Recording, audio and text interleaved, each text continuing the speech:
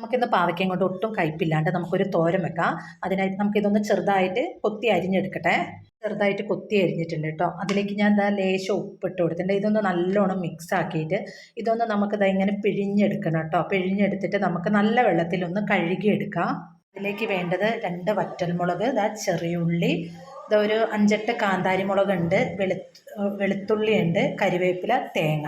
ഇനി നമുക്ക് ഉണ്ടാക്കാൻ തുടങ്ങാം കേട്ടോ. എണ്ണ ഒഴിച്ച് കടുക് പൊട്ടിച്ചു. അതിലേക്ക് ഇതാ വെളുത്തുള്ളി, കരിവേപ്പില, വറ്റൽമുളക്, കാന്താരി മുളകും കൂടി ഇട്ട് കൊടുത്തിട്ടുണ്ട്. ഉള്ളിയും കൂടി ഇട്ട് കൊടുക്കാം കേട്ടോ. അതിലേക്ക് ഇതാ മഞ്ഞൾപ്പൊടി ഇട്ട് കൊടുത്തിട്ടുണ്ട്. നമുക്ക് ഇതിലേക്ക് തേങ്ങയും കൂടി ഇട്ട് കൊടുക്കാം. അതിലേക്ക് പാവയ്ക്ക ഇട്ടിട്ടുണ്ട്. നമുക്കിത് ആവശ്യത്തിനുള്ള ഉപ്പ് ഇട്ട് കൊടുത്തിട്ട് നമുക്കിതൊന്ന് ഇളക്കി മിക്സ് ആക്കി കൊടുക്കാം. മിക്സ് ആക്കി ഇട്ടിട്ടുണ്ട്. അതിലേക്ക് നമുക്ക് ഒട്ടും കയ്പ്പ് വരാതിരിക്കാൻ വേണ്ടിയിട്ടാണ് കേട്ടോ. ലേശം നമുക്ക് വിനാഗിരിയും കൂടി ചേർത്ത് കൊടുക്കാം. എന്നിട്ട് നമുക്കിതൊന്ന് ഇളക്കി മിക്സ് ആക്കിയിട്ട് ഒട്ടും വെള്ളം ചേർക്കേണ്ട നമുക്ക് സിമ്മിൽ വെച്ചിട്ട് നമുക്ക് ഇതൊന്ന് വേവിച്ചെടുക്കാം.